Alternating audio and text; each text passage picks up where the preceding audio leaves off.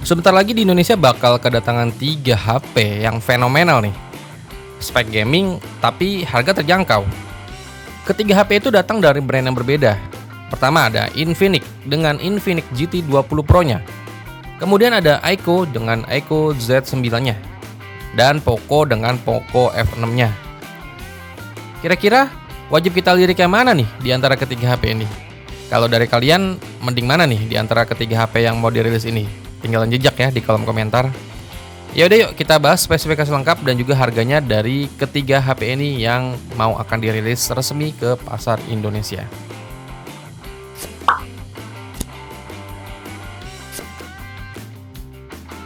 Pertama kita ke Infinix GT 20 Pro dulu nih. HP ini bakal di launching resmi di Indonesia di tanggal 21 Mei 2024. Sekarang kita lihat ke bagian performanya nih, yang digadang-gadang bakal jadi nilai jual utama di HP ini. Jadi Infinix GT 20 Pro ini mengandalkan chipset dari MediaTek Dimensity 8200 Ultimate yang dipadukan dengan RAM bertipe LPDDR5X up to 12GB dan internal memori bertipe UFS 3.1 dengan kapasitas up to 256GB. Gak ketinggalan juga HP ini turut ditenagai dengan chipset gaming yang dijuluki atau dinamai Pixelworks X5 Turbo. Jadi chipset ini nantinya hadir dengan teknologi Motion Estimation dan Motion Compensation yang diklaim dapat meningkatkan frame rate di dalam game dari 60 fps menjadi 120 fps. Terus untuk fitur gaming lainnya ada fitur eSport Mode ya, yang bisa memblokir berbagai notifikasi masuk dan gangguan ketika bermain game. Serta sistem pendingin vapor chamber liquid cooling berteknologi baru yang diklaim bisa meredam panas lebih baik dari generasi sebelumnya. Kalau kita lihat dari skor Antutu benchmarknya, si Infinix GT 20 Pro ini dengan chipset Dimensity 8200 Ultimate-nya itu bisa menghasilkan skor di angka 900 ribuan. Jadi jelas kalau dilihat dari performanya sih emang udah kenceng sih buat kelas HP mid-range. Jadi buat gaming emang udah lebih dari cukup, apalagi buat pemakaian sehari-hari ini ya udah aman banget. Terus kita ke segi desainnya nih. Sebenarnya ada lumayan banyak peningkatan yang hadir di Infinix GT 20 Pro ini. Salah satunya adanya aksen lampu RGB garis melengkung menyerupai huruf C yang menghiasi bagian belakang HP ini. Kalau kita lihat perilisan tahun kemarin, si Infinix GT 10 Pro sebenarnya juga udah punya lampu RGB. Tapi bentukannya lebih kecil dan terletak di sebelah modul kameranya.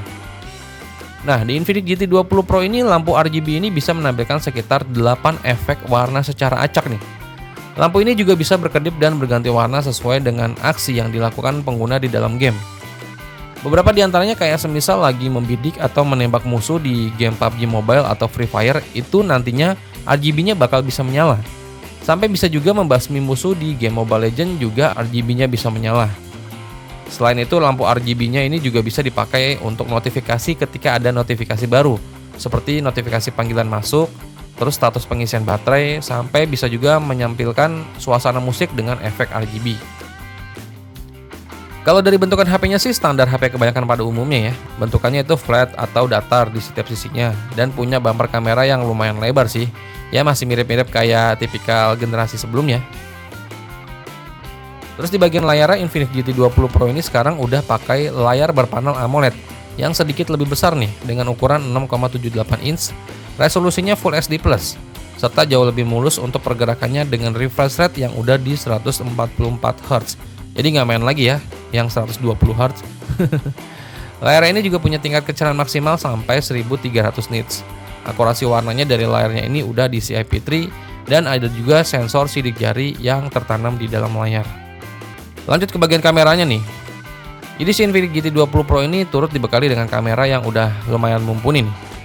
Di bagian belakang terdapat 3 kamera yang masing-masing beresolusi 108 megapiksel untuk lensa utamanya yang ditemani sama lensa gimmick depth sensor atau makro yang masing-masing beresolusi 2 megapiksel. Sementara di bagian depannya terdapat kamera beresolusi 32 megapiksel untuk kamera selfie-nya. Dan lagi kali ini Infinix melewatkan kamera ultrawide ya. Sangat disayangkan sih. Tapi ya udah. Terus fitur pendukung lainnya di Infinix GT 20 Pro ini mencakup baterai berkapasitas 5000 mAh dengan kecepatan ngecas di 45 Watt. Terus ada juga NFC, sensor sidik jari yang tertanam di dalam layar, dual speaker stereo berteknologi JBL, DTS, dan Hi-Res audio, Terus ada juga X-axis linear vibration serta sistem operasi Android 14 yang dipoles dengan tampilan antarmuka XOS 14 terbaru. Terus Infinix GT20 Pro ini punya 3 varian warna, yaitu ada warna Mecha Orange, Mecha Silver, dan Mecha Blue. Dan kalau kita lihat dari harganya sih sebenarnya ini bikin lemes sih. Di pasar Malaysia yang kebetulan udah dirilis duluan itu dibanderol di angka 4,6 juta rupiah. Menurut gua harganya sih ya terlampau tinggi sih. Semoga ketika dirilis resmi nggak segitu ya harganya.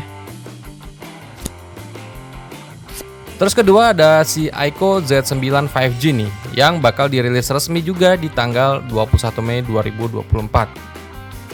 Sekarang kita lihat langsung ke bagian dapur pacunya nih, yang menjadi salah satu nilai daya tarik di HP ini. Jadi si Aiko Z9 5G ini pakai chipset dari Qualcomm terbaru nih. Namanya Snapdragon 7 Gen 3 yang udah menggunakan teknologi fabrikasi 4 nanometer. Chipset ini dipadukan dengan RAM bertipe LPDDR4X berkapasitas up to 12 GB dan internal memorinya bertipe UFS 2.2 dengan kapasitas up to 512 GB. Chipset Snapdragon 7 Gen 3 ini emang chipset khas HP mid-range ya, yang udah killer banget sih ini. Dimana kalau kita lihat untuk skor hasil AnTuTu benchmarknya dari Aiko Z9 5G ini ada di angka 800 ribuan. Jadi jelas untuk gaming ini udah lebih dari cukup. Terus kita masuk ke bagian desainnya nih. Kalau kita lihat si Aiko Z9 5G ini merupakan penerus dari Aiko Z7 yang dirilis di pasar Indonesia itu di tahun 2023 yang lalu ya. Dibandingkan dengan generasi sebelumnya, Aiko Z9 5G ini nggak cuma mengusung peningkatan dari segi spesifikasinya aja, tapi juga HP ini membawa perubahan dari segi desainnya, yang sekarang itu punya tampilan yang serba flat dan punya motif warna serta modul kamera yang berbeda nih. HP ini juga punya desain yang minimalis, dan terdapat modul kamera belakang yang lumayan besar berwarna hitam, terus juga terdapat tulisan emboss Aiko di bagian bawahnya. Untuk spesifikasinya, hal pertama yang mendapat upgrade adalah dari segi layarnya sih, yang sekarang itu lebih besar dengan ukuran di 6,78 inch dan udah pakai panel dari AMOLED dengan resolusi di 1,5K. Refresh rate-nya udah mulus banget nih di 144 Hz dan tingkat kecerahan maksimalnya itu ada di 4500 nits. Jadi jelas dipakai di luar di panas terik siang hari juga masih kelihatan sih ini. Layar ini juga udah mendukung fitur SDR10 Plus dan juga udah dilapisi kaca pelindung Dragon Trail Star 2 Plus. Layarnya ini punya sensor sidik jari yang tertanam di bawah layar atau in-display fingerprint scanner. Layar ini juga punya sebuah punch hole yang terletak di atas tengah layar yang menampung kamera selfie beresolusi 16 megapiksel. Terus di bagian belakangnya terdapat modul kamera yang lumayan lebar yang menampung 2 buah kamera nih. Jadi Aiko Z9 ini punya kamera utama resolusinya itu di 50 megapiksel dengan sensor dari Sony LYT600 yang juga udah dilengkapi dengan OIS.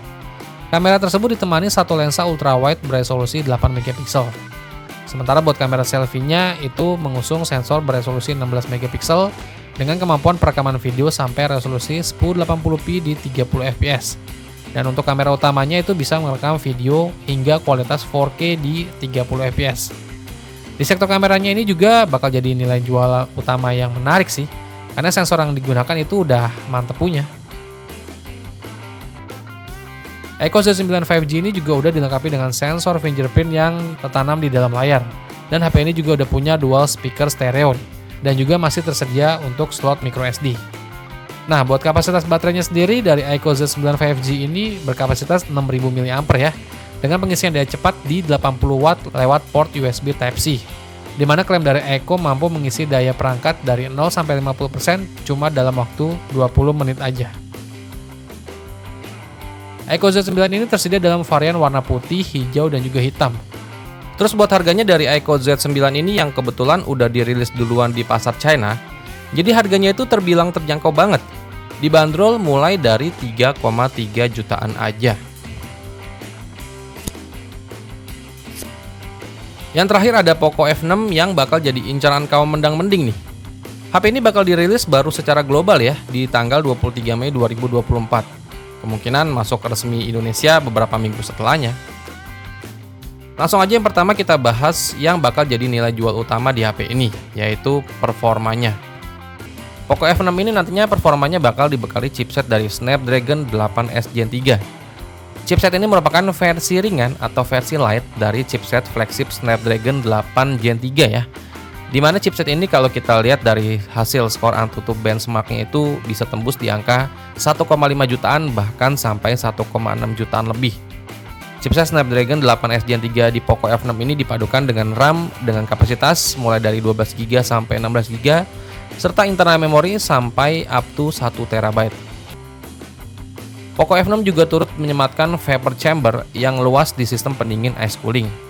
Vapor chamber ini berguna untuk pembuangan panas ketika HP ini digunakan secara intensif atau jangka panjang, atau bisa juga ketika untuk main game yang lama ya. Jadi berasa adem-adem aja tuh. Ya, jadi jelas untuk performanya udah bisa dikatakan layaknya HP-HP flagship sih. Terus kita ke bagian desainnya ya, menurut gua kelihatan ya biasa aja sih. Jadi si Poco F6 ini masih mengadopsi desain yang sama kayak pendahulunya nih, si Poco F5, yakni punya bingkai datar atau flat frame dengan sudut-sudut yang agak membulat, serta ada tonjolan boba cincin yang membingkai dua sensor kamera berukuran besar di bagian belakangnya. Desainnya ini masih sama persis kayak Poco F5 keluaran tahun lalu ya. Untuk layar dari Poco F6 ini mengusung layar berpanel AMOLED, ukurannya itu 6,67 inch. Layar tersebut dibingkai dengan frame yang udah lumayan tipis nih. Di dalam layarnya udah tertanam sensor sidik jari untuk sistem biometrik.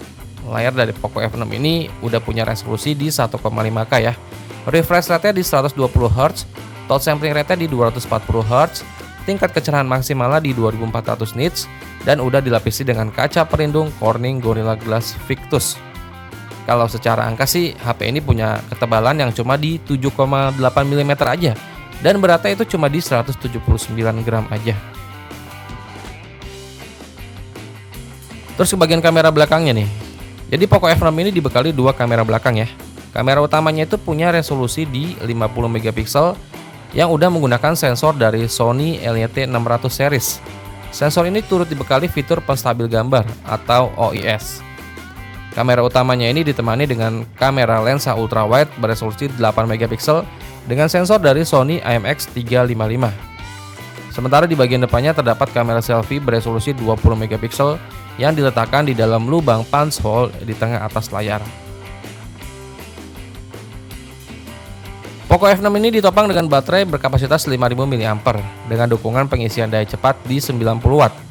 Poco F6 juga punya fitur penyunting gambar berbasis AI nih, yang bisa menghapus objek benda di dalam foto jadi lebih mudah.